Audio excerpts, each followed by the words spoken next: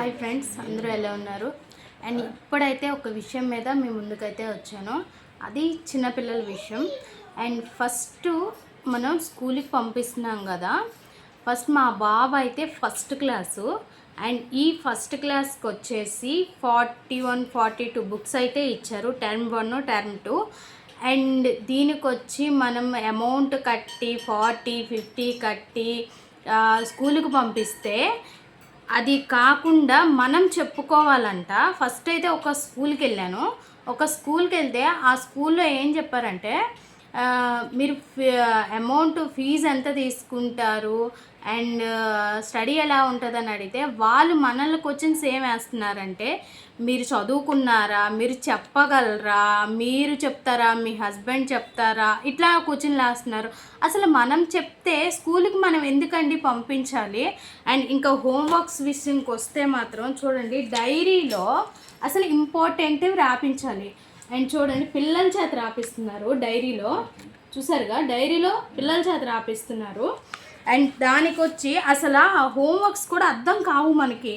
అది ఒకప్పుడు మన అమ్మ నాన్న చదువుకున్నారా, మనకు చెప్పాలంటే వాళ్ళకి ఎంత కష్టం ఉంటుంది. అండ్ వాళ్ళు చెప్పకపోకుండా మనల్ని చెప్పమంటే మనం ఎక్కడ చెప్తాం? అసలు మనకి వర్కులు ఉంటాయి కదా, ఏవేవో ఉంటాయి, మనం ఇంట్లో కూర్చోలేం కదా.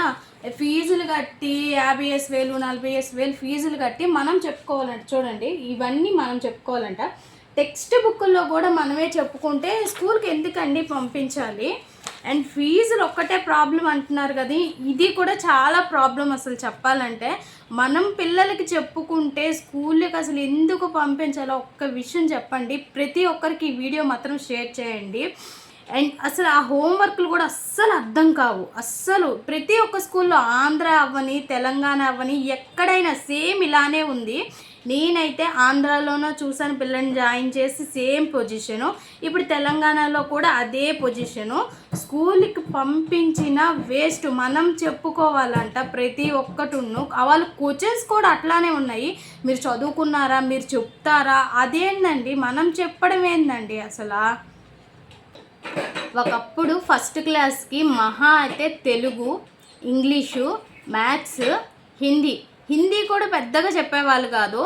ఈ 4 బుక్స్ ఉంటే చాలు. ఇప్పుడు 41. అంటే బుక్స్ ఎందుకంటే ఫీజు, ఆ అమౌంట్ ఎలా రాబట్టాలి? బుక్స్ అమ్మ 10,000కి ఇవేనా బుక్స్ అని అంటామని చెప్పి అన్ని బుక్స్ ఇస్తున్నారు. అంత అవసరమా అండి? వాళ్ళకి ఏం మైండ్కి ఎక్కుతాయి అసలు? అస్సలు ఈరోజు చెప్పినవి రేపు వాళ్ళకి ఏం అర్థం అవుతాయని చెప్పితే మహా అయితే ఆలు, అమ్మ, ఆకు, అర్మ, అవి తెలుగు. మ్యాథ్స్కి వస్తే నెంబర్స్ అండ్ టేబుల్స్, ఇవి okay. First class second class వరకు ఇట్లాంటివే ఉంటాయి, ప్లస్లు మైనస్లు ఇవన్నీ కూడా. అసలు ఏమి ఇస్తున్నారో ఏందో, ఆ పిల్లలకి ఏం ఎక్కతాయో బ్రెయిన్కి అసలు అర్థం కావట్లేదు. ఇంకో క్వశ్చన్ రావచ్చు మీకు, అట్లాంటప్పుడు తెలుగు మీడియంలో అదే గవర్నమెంట్ స్కూల్లో పడేయచ్చు కదా.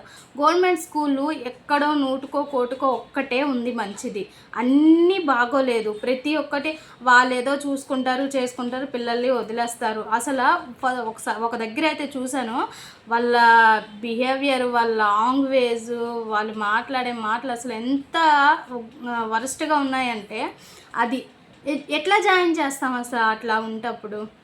చెప్పండి. ఇలా ఉన్నాయి స్కూళ్ళు. ఒక్క ఫీజుల విషయంలోనే కాదు, ఫీజులు అట్లానే తీసుకుంటున్నారు. ఈ మనల్ని చెప్పమండము అలానే ఉంది. ప్రతి ఒక్కరం చెప్పలేం కదండి. ఇది మాత్రం, ఈ వీడియో మాత్రం ప్లీజ్ షేర్ చేయండి ప్రతి ఒక్కరు కూడా.